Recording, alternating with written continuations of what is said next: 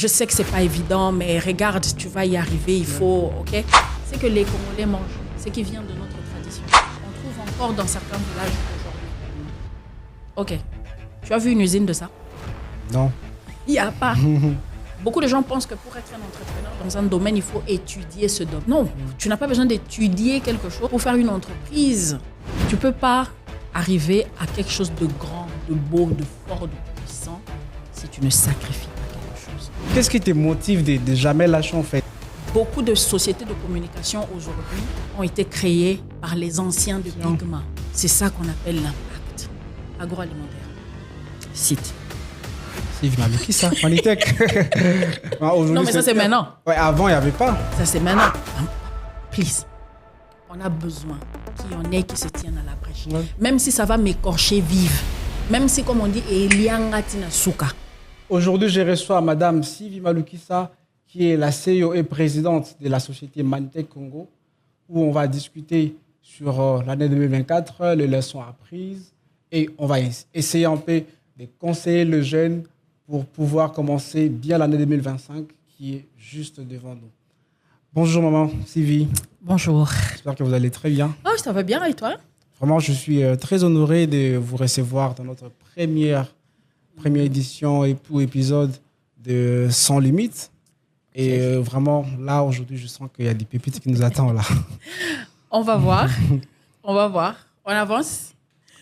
Alors, avant d'entrer dans le vif du sujet, j'aimerais bien que vous vous présentez.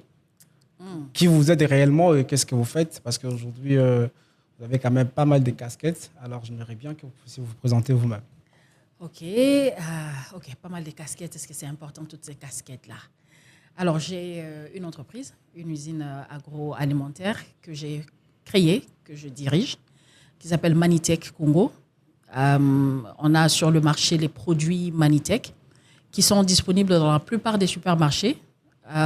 C'est des pâtes d'arachide, des confitures, du miel et de la sauce piment. À part ça, je suis quoi? Je représente les alumni de la Fondation Tony Lumelou en RDC. Je suis membre des associations. J'ai 100 femmes d'exception du Congo. Voilà, Made in 243, ACPRH. Bref, je fais quand même des petites choses à gauche, à droite, comme ça. Ok. Ça se passe bien, l'entreprise? Ouais, ça va. C'est pas évident, mais ça va. Okay. Entreprendre en RDC, c'est ce qu'il y a de plus beau, je crois. Ça te permet de franchir des limites. C'est comme un sport extrême. Okay? Entreprendre en RDC, c'est vraiment comme faire un sport extrême. Tu pousses tes limites chaque jour. Chaque jour, tu es en train de pousser tes limites. Et c'est vraiment aussi un système de, comme on dit chez nous, Okoi Batikio. Okoi Batikio. Donc, il faut rester debout, quoi qu'il arrive. Essayer voilà. C'est ça la vie d'entrepreneur en RDC. Mais ça va. Okay. Alors, on parle de 2024. Moi, la question que j'allais vous poser, c'est que qu'est-ce qui a marqué 2024 pour vous? Un moment, un défi, une victoire? C'est un peu c'est déchaîné. La plus belle chose qui est arrivée en 2024, c'est l'inauguration de l'usine Manitech. Okay. Vous savez, lorsque on a 14-15 ans, okay, et qu'on vit dans une petite ville où il n'y a pas trop de perspectives entrepreneuriales et qu'on commence à expliquer aux gens qu'un jour, j'aurai une usine agroalimentaire. Et on explique des choses, mais on n'a pas encore la maturité ni les compétences de communication qu'il faut pour bien expliquer son projet. Et les gens se demandent, elle est normale? Votre enfant, est-ce qu'elle est normale? Okay. Ah, Sylvie, elle est toujours comme ça. Elle rêve beaucoup. Ça doit être les livres qu'elle lit. Et puis après, on passe l'adolescence, on devient une adulte. On fait face maintenant à la réalité de la vie. Et là, encore la même question. Je fais quoi? Est-ce que c'est faisable? Okay. On regarde autour de soi, on ne voit pas vraiment de modèle. On ne voit pas de réussite féminine dans l'industrie alimentaire. Et puis être là et se dire, OK, je vais quand même y aller et puis je vais continuer. Je vous promets que sur la route, il y avait tout pour qu'on s'arrête. Okay. Il y avait tout. Et je ne sais pas comment. Sincèrement, quand je regarde derrière, je ne sais pas c'est à quel moment que j'ai eu le « OK, vas-y ». Parce que c'était à chaque fois « tu ne peux pas ». Ah, je ne peux pas. Et puis, mais je peux quand même essayer. Un tout petit truc. Et puis, on va voir. Et comme on dit, somehow, la mayonnaise a pris à un moment donné. Et voilà, en janvier 2024, enfin, on inaugure l'usine. Et ce qui m'a le plus touchée, ce n'est pas trop cette usine. C'est quand ma mère est entrée dans l'usine pour la première fois. Elle est entrée et elle regardait l'usine comme ça et j'ai vu des larmes dans ses yeux. Et elle a dit, ma fille n'est pas folle. Elle savait ce qu'elle voulait. Elle a réussi à montrer au monde qu'elle n'est pas folle. Ma fille n'est pas un échec. Et là, j'ai vu que pendant que moi, je me cherchais, ma mère avait peur que je ne me trouve pas, que je ne réussisse pas. Parce que ce que je cherchais, on ne l'a jamais vu. Mais comment est-ce que tu peux expliquer aux gens ce que tu veux alors que tu ne l'as pas encore vu? Et ma mère avait peur. Et enfin, elle pouvait montrer aux gens, regarde, elle n'est pas folle. Elle l'a fait. Inaugurer l'usine Manitech, ça a été vraiment le...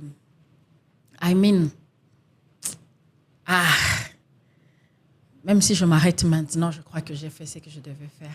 Okay. Est-ce qu'aujourd'hui, cela te booste à continuer à avancer, à ne jamais lâcher? C'est comme une motivation pour toi? Oui, quand même. Hein. Quand même, c'est une grande motivation. Parce que l'usine Manitech qu'on a aujourd'hui est certes parmi les usines moyennes du pays. C'est une usine de taille moyenne. Mais ce n'est pas la fin. L'idée, c'est d'en avoir 20 du même genre. Okay. Hey!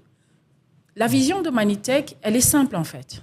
La vision de Manitech, c'est de transformer, de moderniser et de normaliser et d'industrialiser les aliments congolais. Pourquoi? Regardez autour de vous. C'est que les Congolais mangent, c'est qui vient de notre tradition. C'est que mes ancêtres mangeaient, tes ancêtres mangeaient. C'est que on trouve encore dans certains villages aujourd'hui. OK. Tu as vu une usine de ça? Non. Il n'y a pas. Pourquoi? Mais si tu pars dans tous les autres pays, surtout occidentaux ou asiatiques, leur alimentation traditionnelle est transformée. OK? Aujourd'hui, tu veux manger des noodles chinois, tu n'as pas besoin de commencer à faire la farine, l'eau, nanani, nanana. Tu achètes un paquet de noodles et en 1 minute, tu as des noodles qui sont prêts.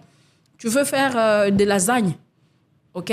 Tu pars dans un supermarché, tu achètes même des lasagnes déjà prêtes, tu mets dans un micro-ondes et c'est prêt. Mais quel aliment congolais a été modernisé aujourd'hui? Il n'y en a pas. Mais c'est pourquoi, en fait? Parce qu'on n'ose pas ou c'est quoi exactement? C'est parce que ça n'engage que moi. Hein. Ça n'engage que moi.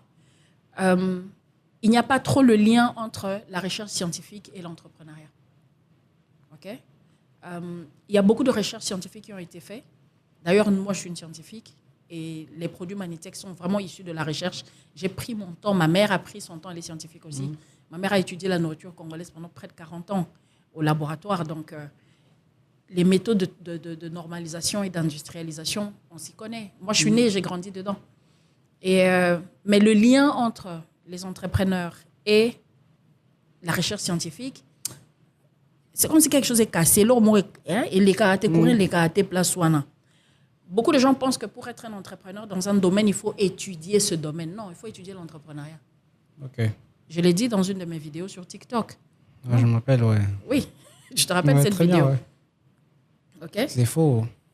Non, tu n'as pas besoin d'étudier quelque chose pour être expert, pour faire une entreprise qui la développe. Tu peux te renseigner dessus, tu peux connaître, ok? Et puis après, tu vas recruter ceux qui ont des diplômes. D'ailleurs, aujourd'hui, dans l'usine, c'est pas moi qui travaille. On est assis ici, l'usine tourne. Ouais. Il y a un chef de production, des opérations qui a étudié ça maintenant à l'école. Il y a des employés qui ont étudié ça. Finalement, moi, qu'est-ce que je fais? Je fais de la gestion. Les études à faire, c'est la gestion d'entreprise. Et puis après, tu vas monter ton entreprise dans quelques domaines que tu veux. C'est comme ça que ça marche. Et à mon humble avis, c'est ma vision qui est partie de ce constat, ok, a été nourrie précisément par le type d'études que j'ai fait, c'est vrai.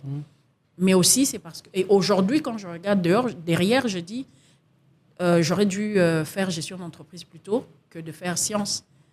Okay? Et ma mère serait mon experte consultante pour faire tout le reste. Parce qu'après, on a un doublon dans la famille. Elle et moi, on sait faire presque la même chose. Bon, elle avec un level un peu plus élevé. Mais on fait la même chose. Mais on n'avait pas de gestionnaire d'entreprise comme modèle. Et ça a pris du temps pour monter Manitech. Okay? Donc, à mon avis, c'est juste le lien entre les entrepreneurs et la recherche scientifique qu'il faut reconnecter. Enfin, pas reconnecter, qu'il faut connecter. Parce que ce lien n'a jamais été. Okay. Et alors, tu as lancé l'usine, janvier. Oui, janvier, on a lancé l'usine. Février, on a commencé les opérations. Et là, badaboum, la première catastrophe. Un partenaire clé se défile au dernier moment. Il devait financer la dernière partie du lancement de l'usine et il estime que Manitech n'est pas viable. Ok. C'est-à-dire, je vous avais mis une barrière. Il met une barrière. Mais encore une fois, comme on a dit au début, entreprendre en RDC, c'est sport extrême. Les choses ne feront pas toujours comme on veut. Les barrières sont légèrement plus grandes que les barrières ailleurs et légèrement plus nombreuses qu'ailleurs. Et puis, voilà, on est parti. Oh, ça a été un cauchemar les premiers mois de l'année. Ça a été un vrai cauchemar. Vous savez, on peut lancer une entreprise de communication avec juste un ordinateur. Mais on ne peut pas lancer une usine agro-industrielle sans argent, impossible. Il faut beaucoup d'argent dès le début. C'est vraiment le domaine où, pour faire l'argent, il faut avoir l'argent. Et ça a été très, très difficile de lancer la machine. On avait une très jolie usine. On a une très jolie usine, mais pas d'argent pour la tourner. Et ça a été un très gros défi avec tout ce qui vient avec comme conséquence et catastrophe. Mais comment tu fais aujourd'hui comment tu as fait pour repousser ces limites et même pour aujourd'hui avoir un positionnement? Parce que ça fait déjà presque une année que Manitech est sur le marché. On voit que tu as un bon positionnement sur le marché. C'est-à-dire que qu'est-ce que tu as fait exactement aujourd'hui pour repousser ces limites-là malgré les catastrophes que tu as connues? Déjà, Manitech est sur le marché depuis plusieurs années. C'est depuis au moins 5 ans qu'on a les produits Manitech. C'est l'usine qui est venue après. Et l'usine est venue avec vraiment la version moderne que je voulais. Manitech, avant, c'était de l'artisanal et puis du semi-industriel. Et ce n'était pas vraiment encore ça. Aujourd'hui, Manitech a vraiment les produits tels qu'on voulait, tels qu'emballés, vraiment la version pratiquement finale de l'usine. Et c'est vrai que...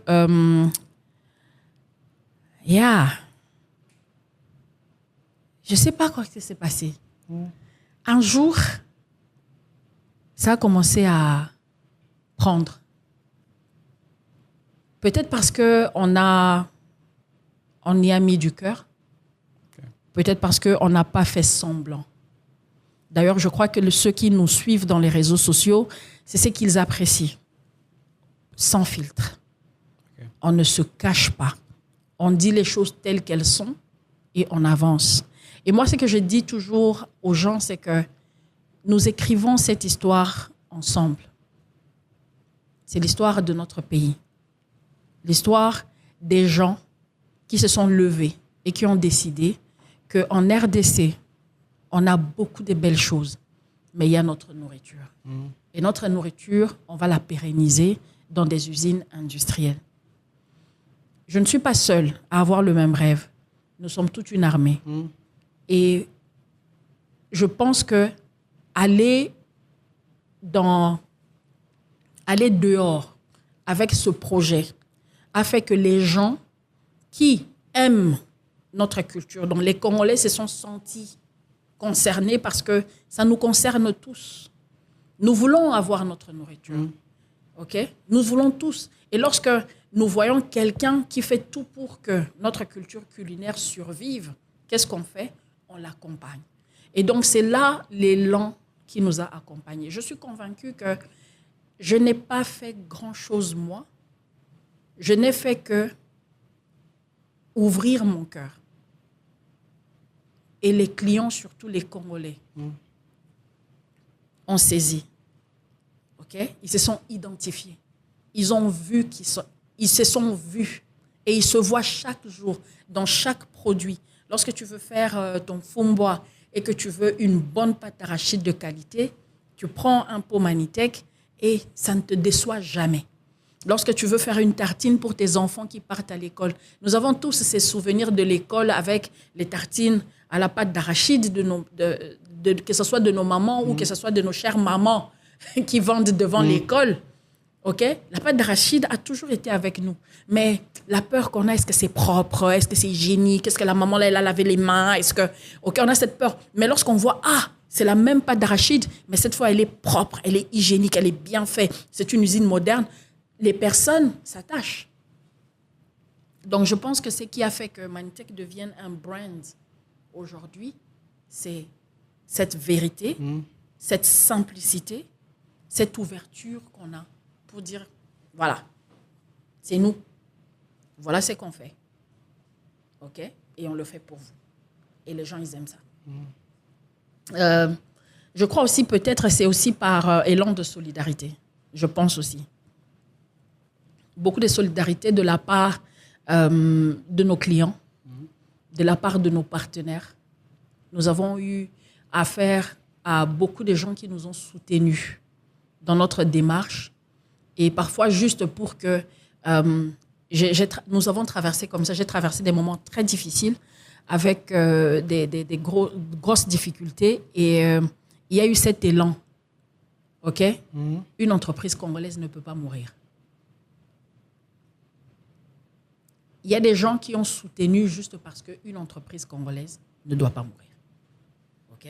Donc, il y a cet élan des gens qui fait que la marque Manitec a une notoriété. Et je pense qu'un des principes des marques, c'est que tu la crées et puis après, ça devient le bébé de tout le monde. Ouais.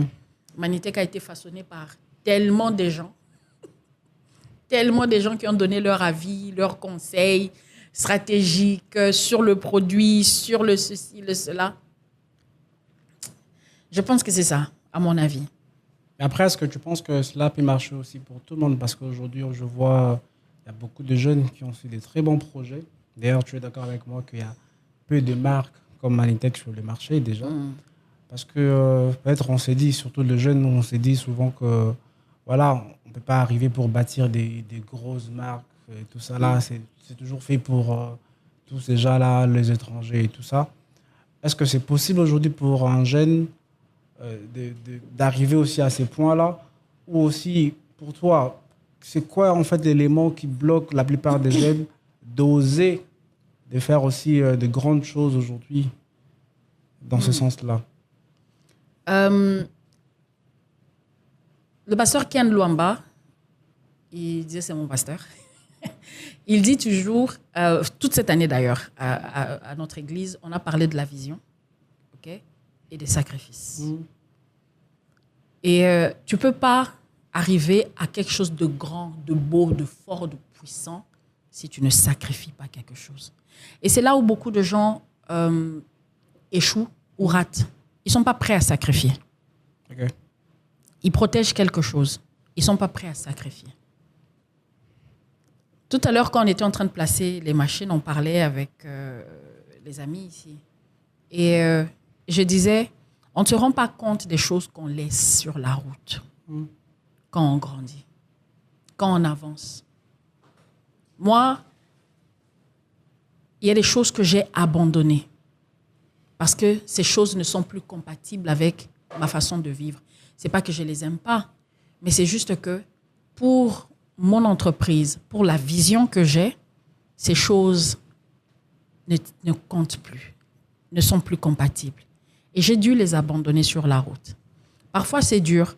Parfois, on ne se rend même pas compte qu'on les a déposés. Et puis, un jour, on regarde derrière. On se rend compte que, j'aimais beaucoup lire des romans à l'eau de rose. Qu'est-ce qui s'est passé?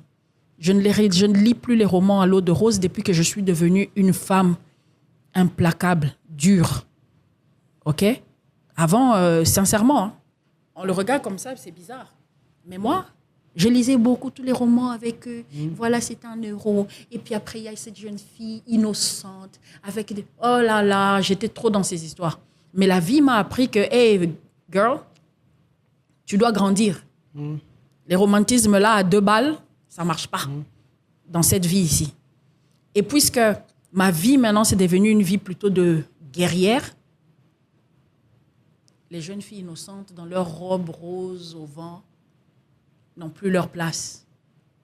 Et j'ai laissé ce qui était une passion, la lecture des romans doux. C'est juste un exemple, mais il y a beaucoup de choses comme ça auxquelles j'ai dû renoncer parce que ma vie aujourd'hui ne permet pas à ces choses. Et beaucoup de jeunes ne renoncent pas. On n'est pas prêt à payer les prix. Ils ne sont pas prêts à payer le prix. Mais on veut de grandes choses. C'est ce qui est bizarre. Ouais. Quand on veut des grandes choses, il faut payer le prix. Ouais. Il faut sacrifier.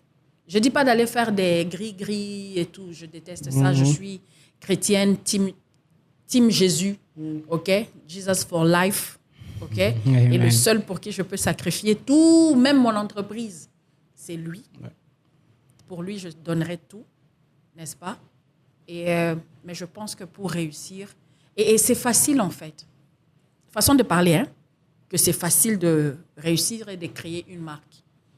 Ce que j'ai appris de ma marche vers le branding Manitech et vers tout ce qui est marketing et brand, c'est qu'une marque ne peut être viable que si elle est vraie. Du moment qu'on reste vrai. OK? Je donne un exemple simple encore. Une des valeurs de Manitech, c'est la résilience. Et on trouve la résilience dans tout ce que nous faisons. Parce que nous sommes comme ça. Parce que la résilience, c'est notre façon de vivre. Ouais. La résilience, c'est notre façon d'appréhender le monde. La résilience, c'est notre façon de réagir à ce qui nous attaque. N'est-ce pas? Et donc, du coup, les gens qui regardent Sylvie voient une femme et pour eux, c'est la résilience qu'ils ont vue dans ce que je fais, dans ma façon de vivre, dans mon comportement, dans tout ce qui m'arrive. Et c'est ça qui fait la marque. Vous avez compris? Donc, et tout le monde a ça en lui. Chacun a ses valeurs. Chacun a 1 ou 2, 3, 4, 5 valeurs qui font qui il est, qui elle est. Du moment qu'on exprime et on sait communiquer ces valeurs avec les autres, there you have it. Tu as une marque. Donc, je pense que tous les jeunes peuvent le faire. Il faut juste le vouloir. Payer les prix. Payer le prix aussi. Après, c'est dur souvent de payer ces prix. Ah oui, c'est dur. C'est très, très dur. C'est dur. Ah, c'est dur. C'est dur. C'est dur. C'est très dur. Si c'était à refaire, je n'allais pas... Si je dois remonter le temps, je ne serais pas ici. Okay. Je pense que c'est pour ça que Dieu avait montré à Joseph les étoiles en train de se prosterner devant lui. Et il ne lui a pas dit la route pour aller là. Il y aura quoi dedans? Parce que si on lui avait dit, il y aura marcher dans le désert, se faire chicoter, aller chez Potiphar, se faire tenter par la femme de Potiphar, et puis après aller en prison. Et Joseph allait dire, pardon, garder les moutons de mon père, c'est tout aussi bien. J'ai des moutons, j'ai du lait, j'ai du pain. Vos histoires d'Égypte, là. C'est pour ça que le futur, on ne nous le dit pas. Mais oui, c'est dur. Mais tu sais, l'avantage de savoir que c'est dur, c'est quoi? Hein? C'est quoi? Puisque tu sais que c'est dur, on y va maintenant. Ok. Si tu ne savais pas, là, ça serait surprise, là, ça ne serait pas bien. Mais maintenant que tu sais que c'est dur, maintenant que tu sais que ça sera une grosse bagarre, alors, on y va? Hein? c'est à toi de faire le choix, donc tu vas avec. Ouais. On y va. On est déjà mort. On ne va pas mourir 2 fois. Ou bien on est déjà né. On ne va pas rentrer dans le ventre de maman. Hein? Non. On est déjà né, on va vivre. Mais pourquoi Sylvie ne lâche pas, en fait, malgré toutes les histoires qui passent, on sait bien ce qui s'est passé dernièrement dans le passé et tout ça là. On voit toujours cette femme qui reste toujours debout, malgré les difficultés surtout, malgré c'est dur avec l'entreprise, même avec sa propre vie. C'est quoi, en fait, l'élément? Qu'est-ce qui fait en sorte que tu sois toujours... qu'est-ce qui te motive de jamais lâcher, en fait? Les gens qui avaient dit que je vais fermer. C'est quoi les secrets? Les gens qui avaient dit que je vais fermer. Wallahi. À chaque fois que j'ai envie de fermer, je dis non, ils vont avoir raison.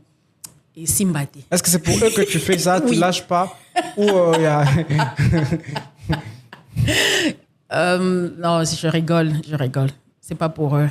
Eux, c'est juste des gens qui sont bornés, comprennent pas la vie. Parce qu'il y a ce qui me drive, ce qui me brûle, est plus grand que ça.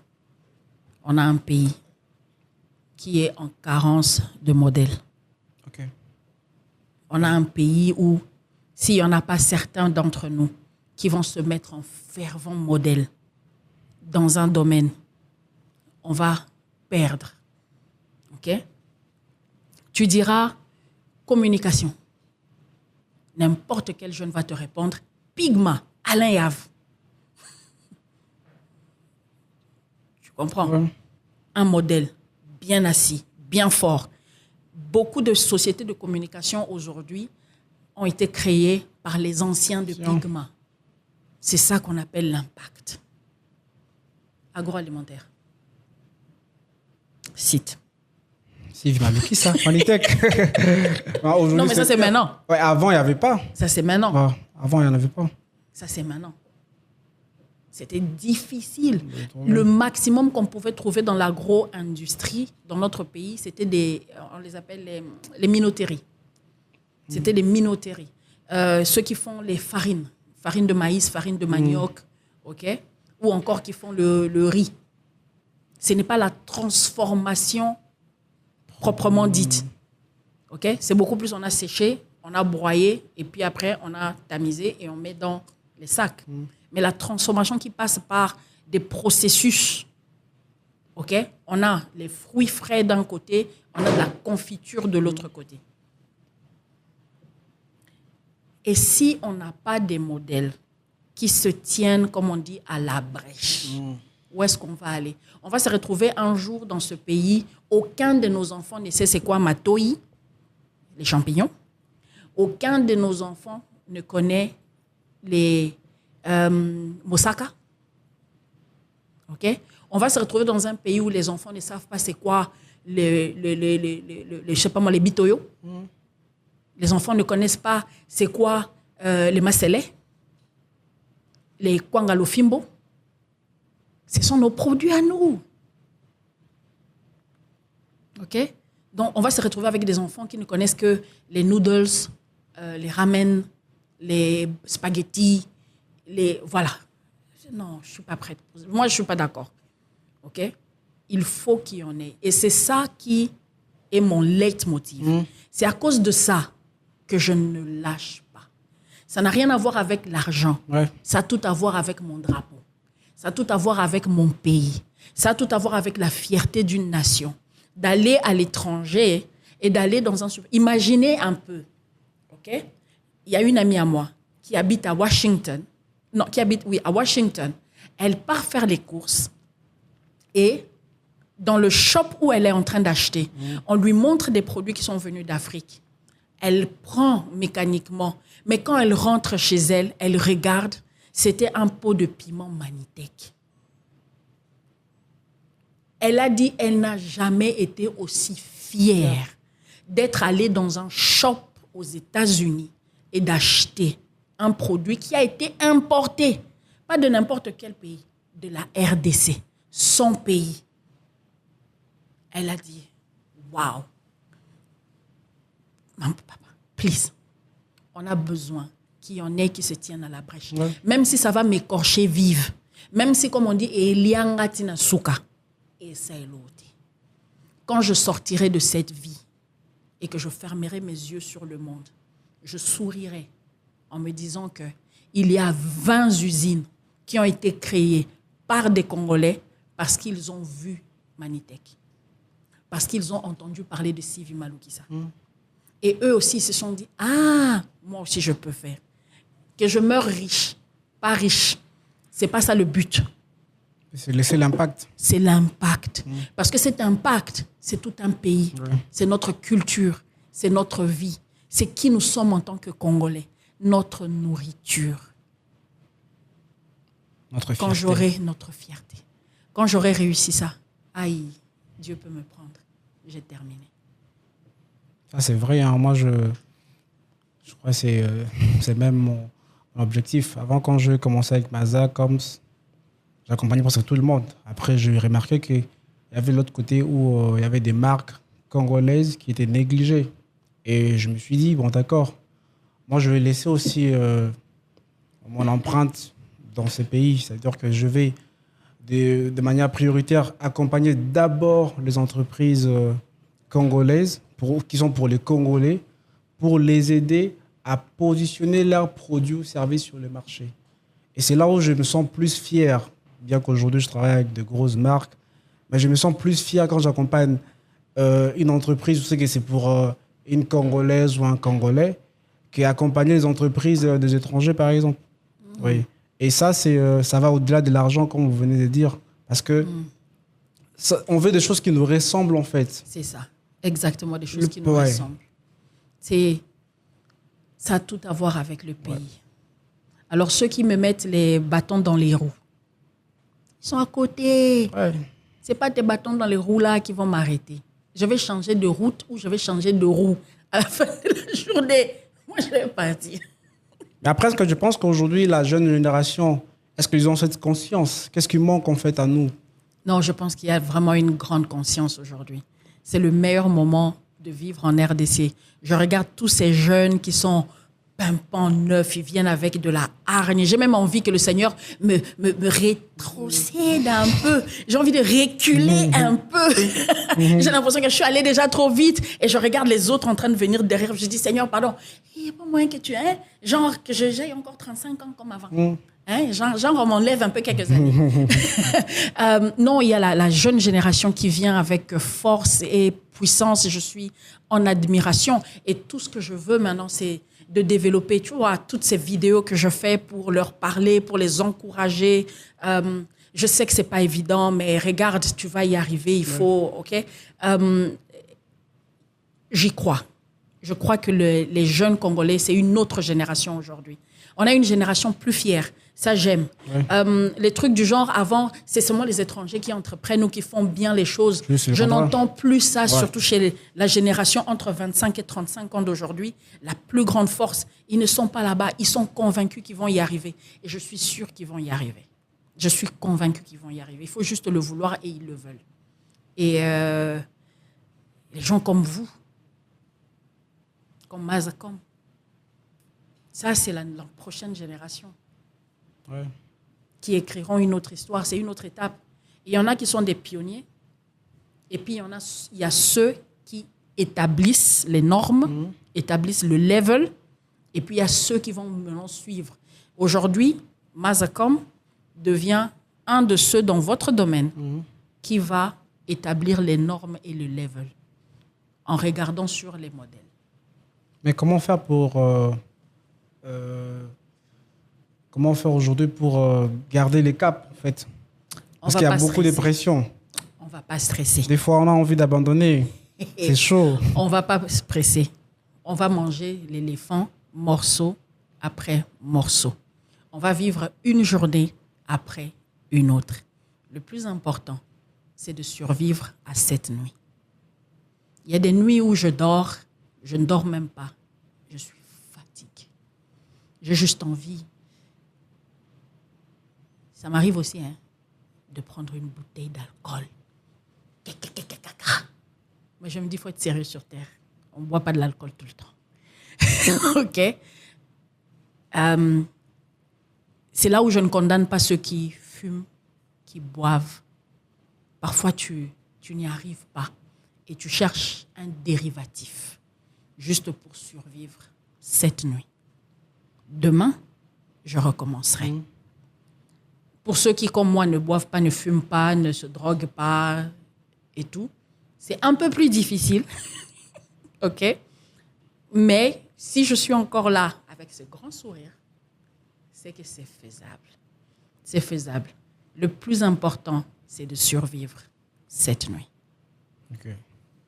La journée sera dure et le soir, on va se sentir nul. On a échoué, je n'ai pas réussi, je n'ai pas fait ça. On va se faire mal et tout. C'est la nuit que tout revient sur toi. Il y a cette dette que je n'ai pas payée. Il y a cette personne qui m'en veut. Il y a cette personne qui m'a fermé cette porte. Il y a ça. Et le soir, tout revient. Le plus important, survie cette nuit. Tu sais pourquoi? Pourquoi? Parce que demain matin, il y aura une solution. Une solution viendra pour le problème d'aujourd'hui. Un autre problème naîtra. Et puis tu devras survivre encore une nuit. Et tu seras surpris. Un jour, tu auras 50 ans avec une énorme entreprise, avec un chiffre d'affaires de plusieurs millions de dollars. Et tu seras en train de siroter un cocktail sur une plage quelque part et tu te dis, waouh, le nombre de nuits que j'ai survécu. OK? Donc, on ne va pas stresser. On ne va pas se décourager. On va manger l'éléphant morceau par morceau et on va chaque jour survivre à une nuit à la fois. C'est comme ça qu'on va y arriver. Super. Et selon toi, comment tu vois 2025 déjà? Alors, 2025, moi j'ai dit 2024, on efface. OK? On efface. On va bien travailler en 2025. 2024, nous avons appris. J'ai appris à travailler dans une usine. Soit dit en passant, c'est la première fois pour moi de travailler dans une usine. OK.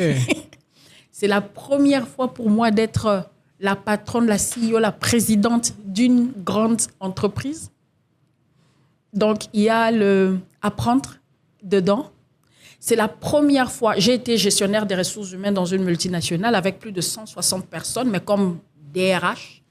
Mais c'est la première fois que je sois la présidente d'une entreprise avec plus de 30 personnes. OK? Donc, il y a trop de premières fois cette année pour moi. Beaucoup de premières fois. Et nous avons expérimenté, nous avons essayé, nous avons testé, nous nous sommes cassés, nous avons recommencé, mais ce que nous avons appris, nous allons maintenant pratiquer. Donc l'année prochaine, on sera encore mieux. On a amélioré nos process, on a amélioré notre réseau de distribution. On va explorer des nouveaux horizons. On a fait notre première exportation cette année, donc l'année prochaine, on va essayer de rebelote sur le même pays et dans 2 ou 3 autres pays, on va essayer. Et puis voilà, donc 2025, je le vois beaucoup plus comme l'année de la pratique parce que cette année, on était à l'école. Nous tous, moi, mon équipe, nous étions tous à l'école. Nous avons découvert beaucoup de choses. Nous avons découvert les messages que les gens aiment. Nous avons découvert le côté des produits Manitech que les gens aiment. Nous avons découvert les côtés que les gens apprécient, chez moi particulièrement. Et l'année prochaine, on va travailler pour être encore plus performant, pour servir notre communauté. Parce que c'est à ça qu'une entreprise sert, à servir sa communauté. Et puis, on va aller encore dans quelques bagarres. On va aller dans quelques bagarres. Mais ce qui est bien, c'est que cette année, on a pris des muscles. Okay. Si ce qui ne te tue pas te rend fort, alors nous, on a des muscles. Sérieux. Et donc, l'année prochaine, ceux qui vont se décider de se mettre sur mon chemin, bring it on. Je vous attends. Et alors, pour les jeunes, moi, je vois toujours les jeunes qui ont j'ai remarqué une chose où chaque année, il y a des jeunes qui écrivent sur le statut. D'accord, 2024, ça sera une très bonne année. Ils sont de mêmes personnes qui sont en train d'écrire maintenant là, que 2025 sera une bonne année, sans pourtant mettre en place des objectifs clairs et une vision claire. Et je ne sais pas comment tu vois ça, mais moi, ça me fait très mal quand je vois ces mêmes personnes-là. N'est pas aller dans une année, n'est pas aller dans la vie en général, pas pour une nouvelle année. Hein. Cet exercice, on le fait chaque 3 mois. Je le fais chaque mois. Chaque mois, je dois revoir mes objectifs, revoir le chemin. Est-ce que nous sommes arrivés là où on avait planifié d'arriver? Est-ce que nous sommes en train d'aller sur la bonne direction? Parce que tu peux ne pas savoir, mais la boussole s'est cassée entre-temps. Toi, tu étais en train de partir au nord, mais tu ne sais pas que tu es déjà à l'ouest. OK? Au Christophe Colomb. Il partait en Inde, il s'est retrouvé en Amérique. OK? Robert Tablor a fait Christophe Colomb. Il faut faire attention avec ces histoires. Non, tu peux pas avoir une vie sans vision, sans. Ça marche pas. Non. C'est vrai que tu ne planifies pas au total parce que tu ne sais pas ce qui va arriver. Mais imagine un peu que si tu planifies même et qu'il y a des choses qui arrivent, au moins tu sais où tu vas et tu vas garder ton cap. Planifier et savoir exactement c'est quoi sa vision et là où on est en train de partir te sert parce que ça t'aide à prendre des décisions. Je prends ou non? J'accepte ou non? J'avance ou non? Je vais là-bas ou non? Nous avons été invités à plusieurs choses cette année, mais je n'ai pas fait ça. Des émissions télé et tout ça. Pourquoi? Parce que ça n'entrait pas dans le cadre de notre vision pour l'année 2024. Ça ne me sert à rien. Je n'ai pas besoin qu'on me voie. I'm not looking for fame. Comme on dit, na oluka osa kombote. Olianga. Hein? Il y a blanc manitek. N'est-ce pas? Na oluka kombote. Mais au moins, si ma vie peut servir à ma communauté, c'est tout ce que moi je demande. Si ma vie peut servir à ma communauté d'une certaine manière. Et pour que ta vie serve à ta communauté, et si tu n'as pas une vision claire de là où tu pars, ça sera compliqué parce que lorsque les choses contraires, les vents contraires vont commencer à souffler, tu risques fort de quitter le gap. Autre chose, lorsque tu vas sur la route, tu ne sais pas où tu vas. Comment tu vas y arriver? Bon, et une fois, nous, on est partis comme ça, sur la route. On est entré sur une route là comme ça et on a failli laisser le moteur de la voiture. OK? Donc, parce que tu ne sais pas où tu vas, tu ne connais pas la route, tu vas te retrouver dans des schémas bizarres et tu vas laisser plus que c'est que tu as. Mais quand tu sais exactement où tu vas, OK? Et tu as un roadmap. Et même si GPS te dit va à gauche, toi tu dis GPS, pardon. Moi, je connais cette route, ce n'est pas ici. Tu vois qu'à chaque fois, ça va. Oh non, on a fait sens unique et tout. Il faut maintenant tourner par Ngouma pour arriver. À la fin de la journée, moi, je sais là où je vais. OK? Ce n'est pas le sens unique qui va m'embrouiller parce que je sais où je vais. Et c'est donc très important de garder le cap et de se dire, OK, pour cette année sera une réussite pour moi si, à la fin de l'année, j'ouvre ma première boutique de vêtements. Cette année, quoi qu'il arrive, je veux ouvrir ma boutique de vêtements. On va t'emmener une boutique pour vendre les pommes. Tu vas dire non, j'avais dit boutique des habits. Je ne vais pas m'embrouiller, je ne vais pas me compliquer, je vais rester sur ça. OK? Donc, très jeune, mes chers amis, please, n'entre pas à 2025 si tu ne sais pas ce que tu vas en faire. Bon, c'est vrai que tu peux aussi dire non. Hein? Au point où on en est, on est embarqué. Donc, tu ne peux pas dire non, Seigneur, moi, je ne suis pas prêt pour 2025. Retourne. Non. Le train est déjà parti, on n'a pas le choix, mais il te reste encore quelques jours. Poum, recentre-toi. OK? Cette année, c'est quoi les 3 grandes choses que tu veux avoir? C'est quoi la grande chose que tu veux avoir? C'est quoi les 3 grandes choses qui vont t'aider à les avoir? Et puis après, c'est quoi les petites choses que tu vas mettre chaque mois pour arriver à là? Chaque mois, qu'est-ce qu'on va faire? Chaque mois. OK? Pour qu'à la fin de l'année, lorsqu'on va regarder derrière nous, on se dit, 2024 pour Manitech, positif. On n'a pas fermé.